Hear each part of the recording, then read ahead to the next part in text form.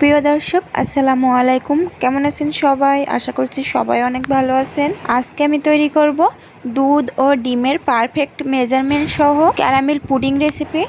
যারা পুডিং বানালে mould out করার সময় পুডিংটা ভেঙে যায়, এই রেসিপিটা শুধুমাত্র তাদের জন্য। ফুল ভিডিওটি না টেনে শেষ পর্যন্ত দেখতে থাকুন।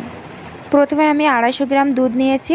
এখানে দিয়ে দেব 2 টেবিল চামচের মতো চিনি। চিনিটা দিয়ে দুধটা ভালোভাবে বলক তুলে বেশ খানিকক্ষণ জাল করে ঘন করে নিতে হবে। আর সামান্য একটু নুন দিয়ে দেব, মিষ্টি জিনিসে নুন দিলে একটু স্বাদটা ব্যালেন্স হয়। দিয়ে ভালোভাবে জাল দিয়ে ঘন করে নিব।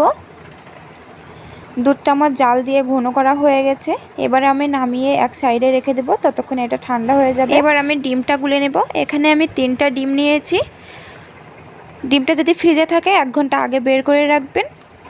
এখানে 250 গ্রাম দুধের জন্য 3টা ডিম নিয়েছি। যদি হাফ কেজি দুধ হয় তাহলে 6টা ডিম নেবেন, তাহলে কিন্তু পুডিংটা পারফেক্ট হবে আর শক্ত হবে।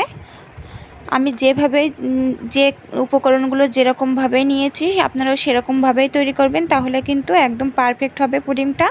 তারপরে একটু ভ্যানিলা এসেন্স দিয়েছি, দিয়ে ডিমটা ভালোভাবে গুলে নিয়েছি। নিয়ে তারপরে দিয়ে দিয়েছি দুধটা দিয়ে আরও ভালোভাবে একটু মিক্সড করে নিয়েছি। নিয়ে এবার আমি চুলাইতে একটা কড়াই বসিয়ে দিয়েছি। দিয়ে 1 টেবিল চামচের মতো চিনি দিয়েছি ক্যারামেলটাও তৈরি করার জন্য। সামান্য একটু পানি দিয়েছি, দিয়ে ক্যারামেলটা তৈরি করে নেব। যখন কালার চলে আসবে তখন আমি যে বাটিটাতে আমি পুডিং সেট করব সেই বাটিটাতে আমি ঢেলে ক্যারামেলটা সেট করে নিব। আমার একটু ক্যারামেলটা অল্প হয়ে গেছে, আর একটু বেশি করে নিতে হবে। আপনারা এখানে 2 টেবিল চামচের মতো চিনি নিলেই হয়ে যাবে। ছড়ানো পাত্র তো এই জন্য অল্প হয়ে গেছে। ক্যারামেলটা সেট হয়ে গেলেই পুডিংটা ঢেলে দিবেন। আমি আগে থেকেই পাত্রে পানি বসিয়ে রেখেছিলাম, পানিটা ফুটিয়ে নিয়েছি। এরপর দিয়ে দেব পুডিংয়ের পাত্রটা, দিয়ে ঢাকা দিয়ে 40 মিনিটের মতো জাল করে নিব মাঝারি আছে।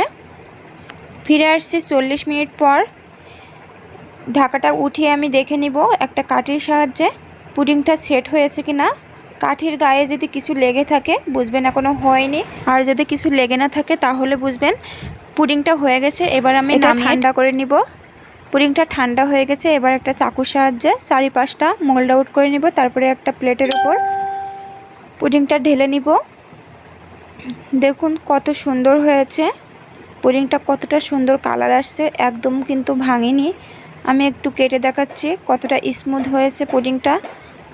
আপনারা বাসায় একবার ট্রাই করতে পারেন। আমি যেভাবেই তৈরি করেছি ঠিক এইভাবেই ট্রাই করবেন, তাহলে একদম পারফেক্ট হবে। আপনাদের পুডিংটা কোনোভাবেই ভাঙবে না, এরকমই শক্ত মতো হবে। রেসিপিটি যদি ভালো লাগে লাইক কমেন্ট শেয়ার করতে ভুলবেন না। যারা আমার চ্যানেলটি সাবস্ক্রাইব করেননি প্লিজ চ্যানেলটি সাবস্ক্রাইব করে বন্ধু হয়ে পাশে থাকবেন। আজ এই পর্যন্তই শেষ করছি। আবারও চলে আসবো নতুন একটি রেসিপি নিয়ে। সেই পর্যন্ত ভালো থাকবেন, সুস্থ থাকবেন। আল্লাহ হাফেজ।